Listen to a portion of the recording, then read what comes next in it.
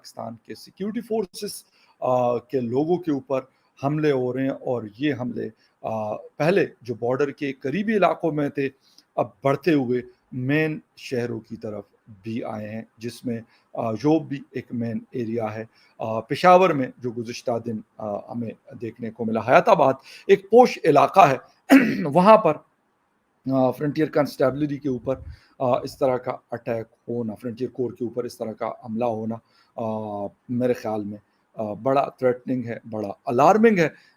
اس حوالے سے پاکستان کی کیا سوچ ہے، پاکستان کی ملٹری یا پاکستان کے جو چیف ہیں جنرل عاصم منیر، ان کا کیا کہنا ہے، اور اس کے ساتھ ساتھ افغان گورنمنٹ اس ایشو کو کتنا سیریس لے رہی ہے؟ دوسری طرف تحریک طالبان پاکستان جو ہے وہ بہت ساری چیزوں کی رسپانسبلٹی تو نہیں کلیم کر رہی، لیکن ان کے بہت سارے جو لوگ ہیں وہ یہ کہتے ہیں کہ یہ بالکل کارروائی ہماری تھی یا ہمارے لوگوں نے۔ افغان طالبان جو وہاں کی گورنمنٹ کو لیڈ کرتے ہیں، ان کی طرف سے بڑا سخت الفاظ میں اس کو کنڈیم کیا گیا، اور پاکستان کو بتایا گیا کہ آئندہ اس قسم کی کوشش نہ کی جائے۔ اور اس سے پھر پاکستان نے اس کے بعد اس قسم کا کوئی ایکشن نہیں کیا، اور آئی تھنک سو پاکستان کو یہ بات سمجھ بھی آئی، پاکستان کی ملٹری اسٹیبلشمنٹ کو بھی یہ بات سمجھ میں آئی کہ یہ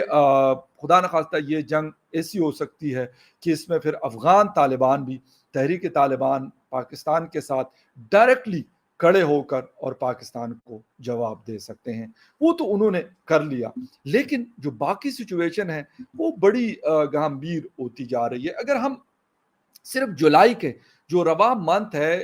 اس کی بات کریں تو اس میں بہت ساری چیزیں ہیں۔ جو لاسٹ ویک جوب کے گیریجن میں اٹیک ہوا، جس میں کہا گیا کہ جی سرحد کے اس پار یعنی بارڈر کی دوسری طرف بڑے محفوظ ٹھکانے ہیں، سینچریز ہیں تحریک طالبان پاکستان کی۔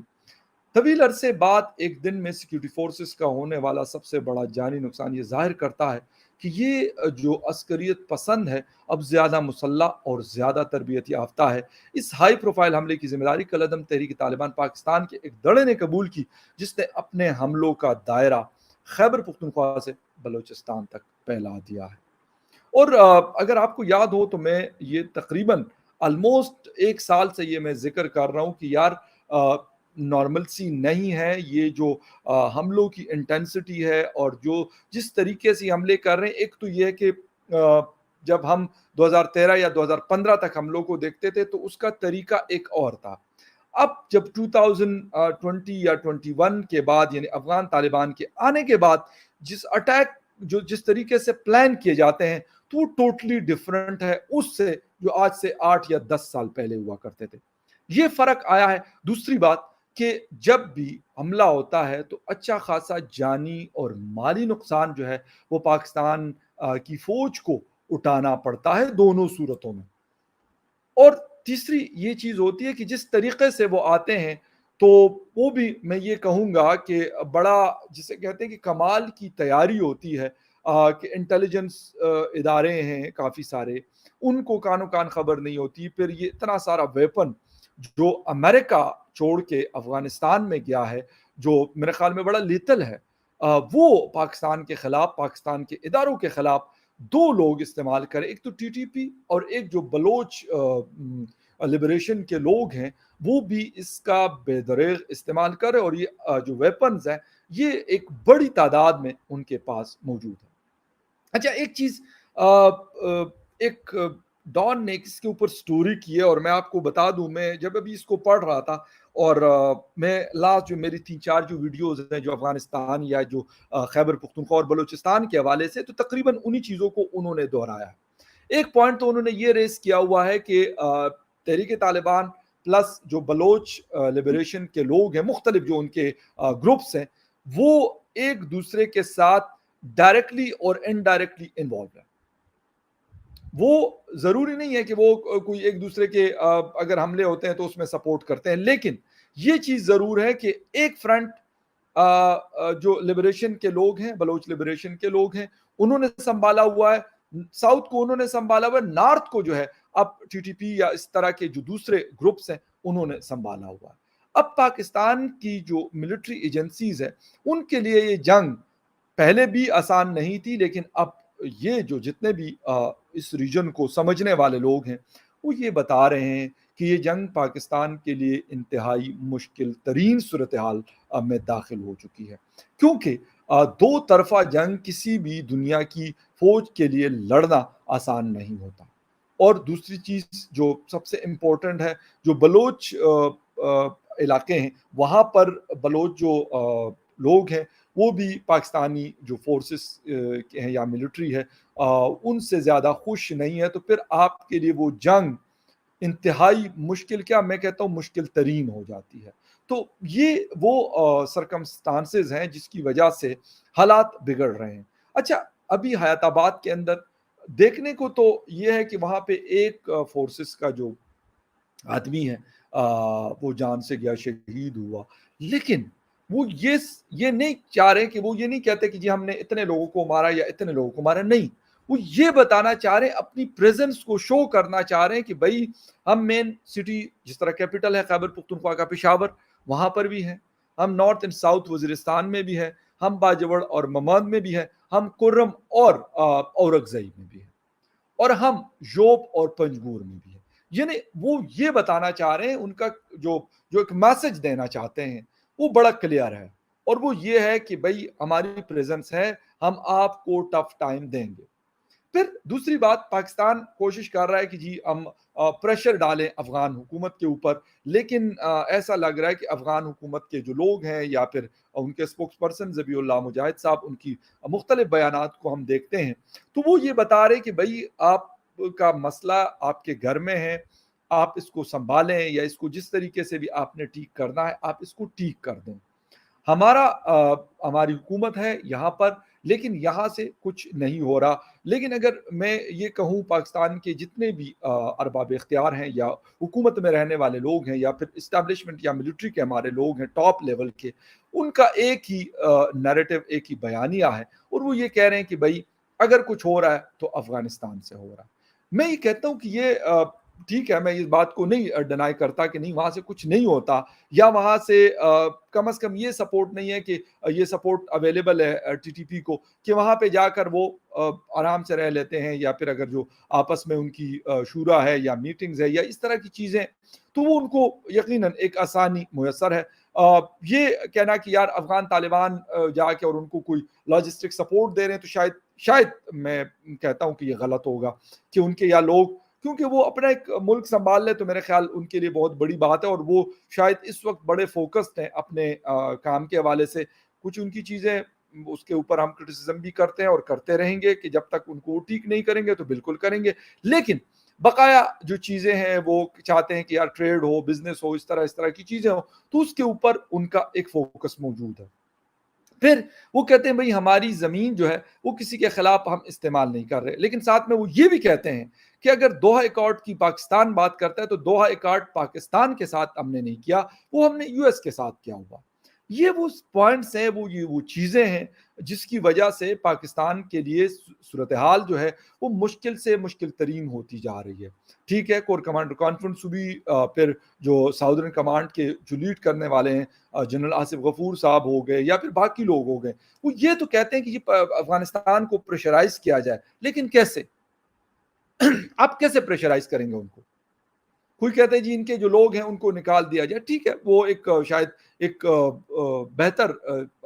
فیصلہ ہوگا اگر ایسا ہوتا ہے، کیونکہ وہ ویسے بھی کہتے ہیں کہ یار جی ہمارے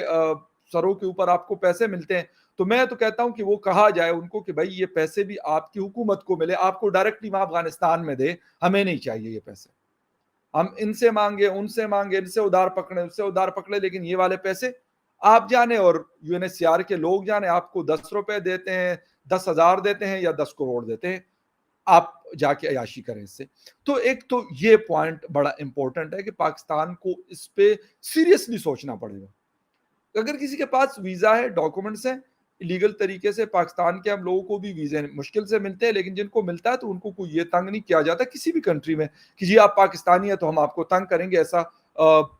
مطلب ذاتی طور پہ مجھے کبھی برا تجربہ نہیں ہوا۔ ہاں میں یہ مانتا ہوں کہ ہمارے پاسپورٹ پہ جب آپ ویزا لیتے ہیں تو آپ کو بہت ساری ڈاکومنٹیشن اور بہت ساری جسے کہتے ہیں فائل ورک آپ کو کرنا پڑتا ہے، آپ کو پروف کرنا پڑتا ہے ساری چیزیں، تو وہ ایک مشکل مرحلہ ہوتا ہے. لیکن جب آپ کو ویزا دے دیتے ہیں کسی بھی کنٹری کی میں بات کر رہا ہوں،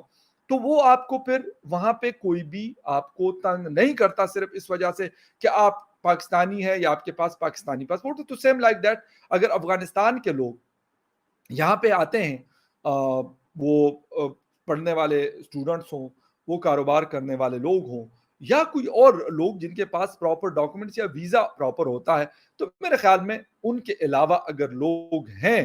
اور جو ہے بالکل، میں کیا کہوں کہ اگر جو ہے نہیں بلکہ ہے، کنفرم ہوں میں اس بات کے اوپر، تقریباً 3 ملین سے زیادہ لوگ رہتے ہیں، 2 سے 3 ملین کے درمیان،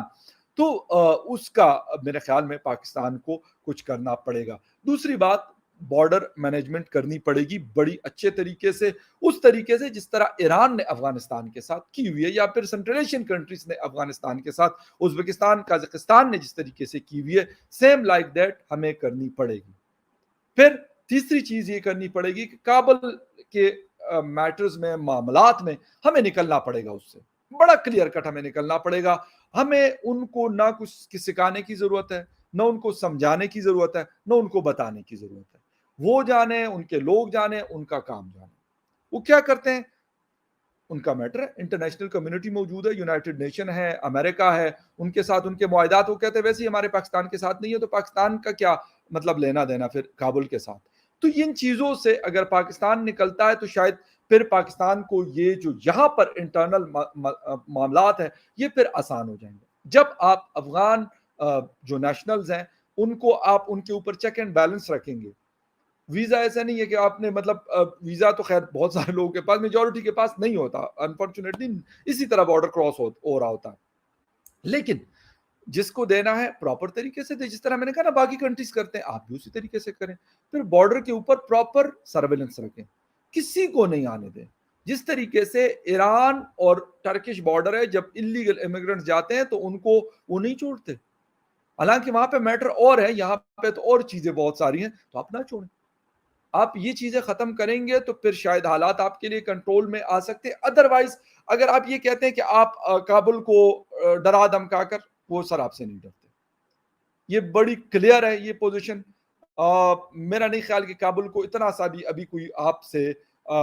اسلام آباد سے کوئی ڈر لگتا ہو، یا وہ کہیں گے کہ یار یہ کچھ کر لیں گے، اور کریں گے بھی کیا. پاکستان اس پوزیشن میں نہیں ہے کہ ایک جسے کہتے ہیں کہ انٹرنل تو ایک سچویشن خراب ہے، اب ایکسٹرنل کے اوپر بھی اپنے لیے کوئی نیا محاذ کھول لے. تو میرا نہیں خیال کہ کوئی اور فرنٹ کھولنے کی پوزیشن میں پاکستان موجود ہے. ہاں، ایک طریقہ کار کے تحت پاکستان کو بات چیت کے تحت یہ مسئلہ حل کرنا چاہیے. وہ افغان جو انلیگل لوگ ہیں یہاں پہ رہنے والے، جو اس کے ساتھ ساتھ ریفیوجیز ہیں، ان سب کو طریقے سے کابل کو کہے کہ سر آپ اپنا گھر سنبھالیں، ہمیں اپنا سنبھالنے دیں، ہم جانے ٹی ٹی پی جانے، بارڈر کو سیل کر لیں. ہاں، یہ بات آپ ان کو بتا دیں کہ اگر وہاں سے کوئی چیز ہوگی تو اس کا بھرپور جواب ہم دیں گے. پھر دیکھیں ہوتا ہے نہیں ہوتا. آپ کیونکہ مسئلہ یہ آپ کا دل بھی نہیں کرتا کہ آپ افغانستان کے میٹرز سے نا نکل آئیں. اور جب تک آپ کا یہ دماغ کلیئر نہیں ہوگا کہ یار افغانستان ایک الگ کنٹری ہے، اس کو اپنا کام کرنے دو، کابل کو اپنے فیصلے خود کرنے دو، یا وہ امریکہ کے ساتھ مل کر کرتے ہیں، وہ ہندوستان کے ساتھ مل کر کرتے ہیں، وہ دوحہ قطر کے ساتھ کرتے ہیں، چائنا کے ساتھ کرتے ہیں، ان کو رہنے دو. ان کی چیزیں سر پہ لینے کی ضرورت نہیں ہے. تو پھر شاید ہو سکتا ہے پھر آپ ٹی ٹی پی کو ہو سکتا ہے کہ کچھ عرصے میں پھر کنٹرول کرے. ادروائز اگر یہ والی چیزیں ہم کہیں گے کہ ہم یہ بھی کریں گے اور ساتھ میں یہ بھی کریں گے، تو حالات یقین کریں یہ کوئی یہ نہیں کرا کہ کوئی جسے کہتے ہیں کہ کوئی ویسے ہی مطلب جسے کہتے ہیں واویلا کر رہا ہوں چیزوں کا، نہیں. حالات